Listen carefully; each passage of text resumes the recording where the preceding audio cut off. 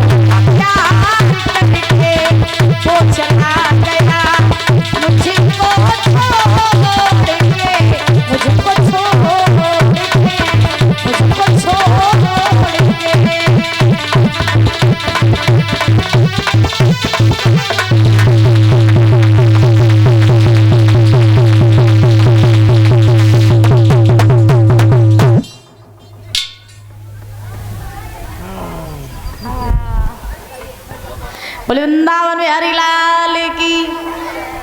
अब अगर आप लोगों ने कथा ध्यान से सुनी तो एक एक टिफिन तुम्हारे लिए हमारी तरफ से फ्री ठीक, लेकिन कथा सुननी पड़ेगी। बोली वृंदावन बिहारी लाल की, श्री राधा रानी सरकार की जय जय। श्री राधे श्याम। महाराज आज रुक्मणी ने पत्र लिख दिया, पंडित जी को पत्र दे दिया। पंडित जी वो पत्र लेकर के चले और परीक्षित जी पत्र लेकर के चले हैं। तो चलते चलते ये पंडित जी पहुंचे कहाँ? महाराज आदि रास्ते में। जैसे ही आदि रास्ते में पंडित जी पहुंचे सो पंडित जी को परीक्षित जी थक गए थे तो पंडित जी को रास्ते में लगी भूख। अब जब पंडित जी को भूख लगी तो सोचने लगे कि द्वारका है अब काफी दूर और अभी हमारे ऊपर बुढ़ापा भी है, कहूँगा सो ना हो कि रास्ता में अगर लुढ़क गए तो पत्र भी यहीं पड़ा रह जाएगा और तौल रुक्मणी पहुंच जाइए चंदेली में। पंडित जी सोचने लगे पहले आराम कर लें, कुछ खा पी लें, उसके बाद आगे बढ़े। तो पंडित जी एक बगिया में घुस गए और बगिया में घुसे पंडित जी ने वृक्ष देखा, वृक्ष की छाया देखी, आसन लगा करके बैठ गए और सोचने लगे क्या कि दोपहरी विलमाइले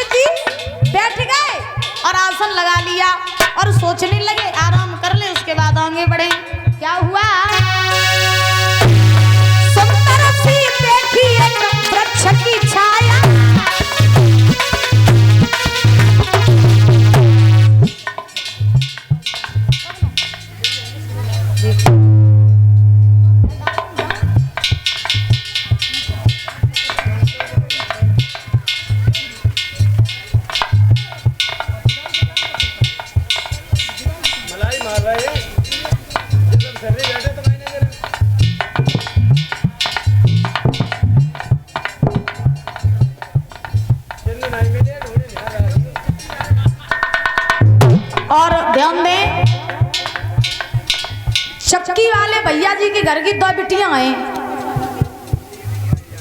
वे आई नहीं है तो भैया आवाज सुन रहे हैं तो काई लॉस हो जाइए पठे देव हाँ भेज दो भैया, आवाज सुन रहे हो तो हमारी।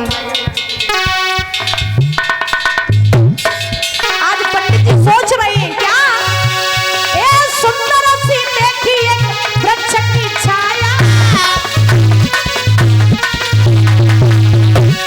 ब्राह्मण ने आसन फौरन लगाया,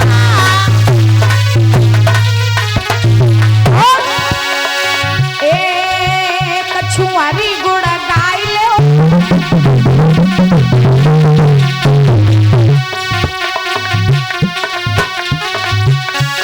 एक छुआरी गुड़ गाय लो, जाई बगिया में दोपहरी बिलवाई लो, जाई बगिया में।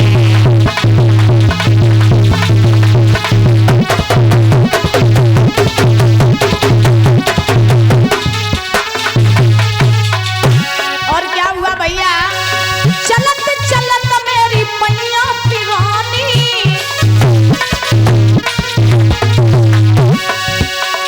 आएगा बुढ़ापो कैया ढल गई जवानी, एक छुलाए सो खाई ले,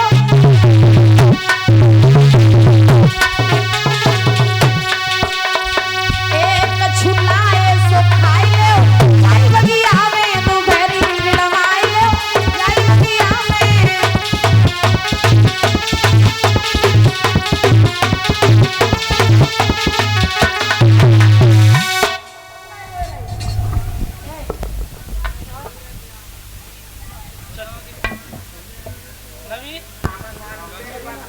बोली वृंदावन बिहारी लाल की। महाराज ध्यान रखना, आज पंडित जी जो है वो बगिया में घुस गए, आसन लगा लिया, बैठ गए, और सुनील चाचा जी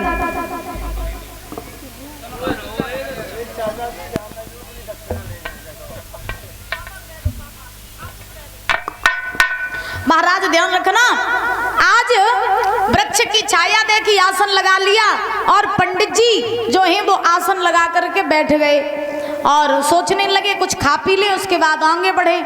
तो परीक्षित जी क्या हुआ कि पंडित जी ने अपनी पास झोली रखे थे, उनकी झोली में पड़े थे सत्तू, तो पंडित जी ने सत्तू निकाले और महाराज बेई मार के और खाई ले। अच्छा, पहले पैदल यात्रा होती थी, लोग कहीं भी जाते थे तो पैदल चलते थे, अब पैदल तो जा ही रहे हैं तो कुछ नाश्ता पानी भी होना चाहिए झोली में। तो पहले के लोगों का नाश्ता जो होता था यानी सतुआ, वे परमानेंट उनकी झोली में पड़े ही रहते थे। अब खैर आजकल तो महाराज होटल वोटल चलने लगे, तो पहले कहाँ कुछ होता था, है ना। तो पंडित जी ने सत्तू निकाले और महाराज खा लिए। पंडित जी आज जो है वो सो गए, अब थक गए थे, खाना पीना खा करके सत्तू खा के सो गए। अब जैसे ही सो गए, भगवान ने ध्यान धर के देखा कि देखें कोई पत्र लेकर के आया कि नहीं आया, रुक्मिणी ने किसी को भेजा कि नहीं भेजा। तो देखा भगवान ने, तो क्या देखा कि एक बूढ़े से पंडित जी आए हैं पत्र लेकर के, सो खाए पी के डरे पेड़े के नीचे। भगवान सोचने लगे अगर जब पंडित जी ऐसे आए द्वारका में तो जब पंडित जी द्वारका न पहुंचे तो रुक्मिणी को ब्याह हो जाए, बे चली जाइए चंदेली में। तो भगवान ने क्या किया, अपनी माया के द्वारा महाराज पंडित जी को सोते हुए उठा लिया और पहुंचा दिया कहाँ, द्वारका में। शांति बनाए रखो, देखो बातें न करो कोई भी। जिन लोगों को इन कन्याओं का सम्मान करना है वो सम्मान फटाफट कर लें, हाँ, क्योंकि खड़ी रहेंगी तो फिर बातें करेंगी। पूरी राधा रानी सरकार की। तो आज क्या हुआ कि भगवान ने सोते हुए पंडित जी को उठा लिया, द्वारका में पहुंचा दिया। कुछ देर बाद पंडित जी की आंखें खुली। पंडित जी ने देखा कि हम लेटे थे वृक्ष के नीचे, फिर ये मैल दुमैला कहाँ से आ गए, ये द्वारपाल दास दासियां कहाँ से आ गए। उसी समय आज महाराज पंडित जी ने द्वारपाल से पूछा, भैया जरा हमें बताओ ये कौन सी नगरी है। द्वारपाल बोले, पंडित जी द्वारका 6। पंडित जी सोचने लगे इन एक द्वारका नहीं ढूंढी जा रही थी, इन तो 6 द्वारका है। अब पंडित जी ने पूछा भैया जी बताओ कन्हैया कहाँ है? तो पंडित जी से द्वारपाल बोले पंडित जी कन्हैया 6। पंडित जी सोचने लगे बड़ी आफत है, 6 द्वारका 6 कन्हैया, पता कैसे करिए कि जो रुक्मणी वालों कन्हैया कौन सो है, कन्हैया वाली द्वारका कौन सी है, कैसे पता करें? द्वारपालों ने कहा पंडित जी पुरविया जान पर रहे हो। तो पंडित जी बोले हैं तो सोई। तो द्वारपाल बोले देखो चिंता न करो, तुम्हारे इधर कहते हैं और हमारे इधर कहते हैं 6, यही द्वारका है और इसी द्वारका के राजा कौन है? कन्हैया है। तो पंडित जी बोले भैया तो हमें पहुंचाए दो तुम कन्हैया के पास। तो उसी समय आज द्वारपालों ने भगवान कन्हैया के पास में पंडित जी को पहुंचाया। पंडित जी ने पत्र दिया कन्हैया को और कहा हे श्याम सुंदर, अगर तुम चले नहीं रुक्मणी को लेने तो रुक्मणी मर जाएंगी, लेकिन किसी और के साथ शादी नहीं करेंगी, तो मेरे साथ चलो और रुक्मणी के साथ विवाह कर लो चल के। भगवान बोले चलिए। तो तब जब जो भगवान बलराम वो जान दिए, जो भैया बलराम जो है जो वो जाने नहीं देगा, तो पंडित जी बोले कैसे लेवाए चले तुम्हें? तो भगवान बोले तुम 2-4 कदम चलियो विदा मांग के, कुंदनपुर के लिए बहानो बना लियो बीमारी को, तो तुम्हें छोड़वे के चक्कर में हम चले तो चले। बात न करो।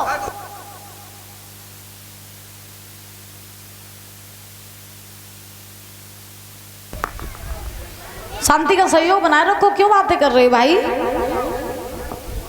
बोले वृंदावन बिहारी लाल की, बोले चांदेश्वर महाराज की, जोर के बोलो जयकारा। नकल भंडारो नहीं मिलिए खावे काज। हाँ 4 पूरी गरी लगा के धर लेते कर हम देखत करे। बोले वृंदावन बिहारी लाल की। अबे आवाज थोड़ी आई, ये के तो बोले ही नहीं। आदन ने जय कर दई, आदन ने है कर दई, जोर के बोला ठीक है। बोलिए शीतला मैया की। ठीक है ठीक है ठीक है। कलश वाली कन्याएं जितनी भी हमारी आवाज सुन रही हैं, जो घरे हैं वे जल्दी जल्दी पंडाल में आ जाएं। रुपये मिल रही है, टिपनों मिल रहा, लड़ू मिल रही, जल्दी आ जाओ फटाफट। गोविंद भगवान की। आज पंडित जी का सारे यदुवंशियों ने बड़े आनंद से द्वारका में आदर किया, सम्मान किया। पंडित जी आज बलराम से विदा मांग करके चलने लगे। उसी समय आज महाराज पंडित जी ने बलराम जी से कहा कि अब आज्ञा हमको दे दीजिए, अब आज्ञा हमको दे दीजिए, हम अपने घर को जाते हैं। तो सब यदुवंशी मिल करके,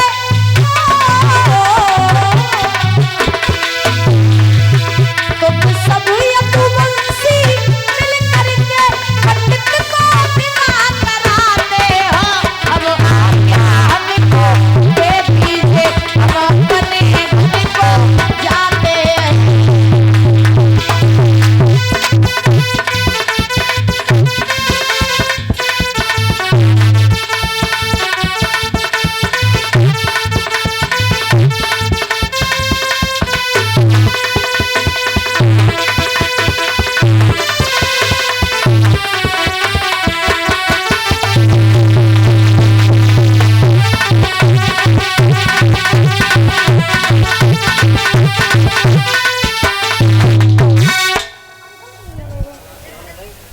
आज महाराज ध्यान रखना, पंडित जी जो हैं वो विदा मांग करके और परीक्षित जी चलने लगे। अब जैसे ही पंडित जी चलने लगे तो भगवान कन्हैया ने कहा पंडित जी ये बलराम भैया जो है ना वो मुझे कुंदनपुर तक जाने नहीं देगा, तो आप सबसे विदा लेके जब वापस चलने लगो तो बीमारी का बहाना बना करके गिर पड़ना, हम आपको छोड़ने के लिए कुंदनपुर में चलेंगे। उसी समय बलराम जी जैसे ही आज्ञा मांग करके पंडित जी चले, सो महाराज 2-4 कदम चले, सो खांस के वहीं गिर पड़े। बलराम जी पास आए, बोले पंडित जी अब तो तुम ठीक आते, एकदम बीमार कैसे हुई है? पंडित जी बोले बलराम क्या करें, इतनी दूर से चलते चलते आए द्वारका में, अब द्वारका से फिर चलते चलते जाए कुंदनपुर में, हमारी बस को नहीं, हम नहीं पहुंच पाए लला, तो काऊ को भेज दो जो हमें कुंदनपुर तक छोड़े आवे। भगवान कन्हैया बलराम जी के पास आए, बोले भैया तुम कहो तो हम छोड़े आए पंडित जी को। बलराम बोले लला तुम कहूँ लग जाइए और दूसरे काम में, तासो तुम कहूँ ना जाओ, क्योंकि तुम जो करते हो वो बताते नहीं हो, और जो बताते हो वो तुम करते नहीं हो, इसलिए तुम कहीं ना जाओ, तुम्हारी लीला बड़ी विचित्र रहती है। भगवान बोले नहीं नहीं भैया, हम पंडित जी को आधी दूर छोड़े तुरंत वापस आ जाइए, लेकिन हमें जाने दो। तो बलराम बोले ठीक है चले जाओ। उसी समय बलराम जी ने आज आज्ञा दी, भगवान चले, पंडित जी को उठाया, रथ पर बैठाया, और रथ परिचय जी इतना तेज भगाया, इतना तेज रथ भगाया कि वो रथ सीधा जा करके कुंदनपुर में माँ गौरी का मंदिर था, उसी मंदिर के पास में बलराम भगवान कन्हैया ने रथ खड़ा कर दिया। पंडित जी ने कहा का बात, भीतर चलो। भगवान बोले तो भीतर न जाइए, नगर में नहीं जाएंगे। बोले क्यों? भगवान बोले जासो, इधर लगी रुकुम की सेना, इधर लगी सुषपाल की सेना, अगर किसी को भनक लग गई कि हम यहाँ आए हैं तो मेरी हड्डी को सुरमा बन जाए, तो हम कहूँ नहीं जाए, हम तो यहीं रहे। रुक्मणी से कह दो जाके, उसे आना हो तो वो यहीं चली आए। देख लो सम्मान, देख लो, कथा हम बाद में कह दी।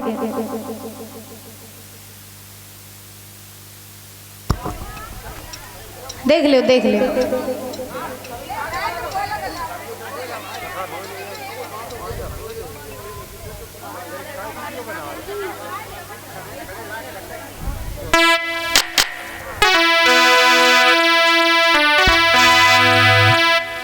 आइए बोलेंगे ताली बजा करके, तब तक सम्मान हो रहा है भैया, जल्दी जल्दी कर लो फटाफट।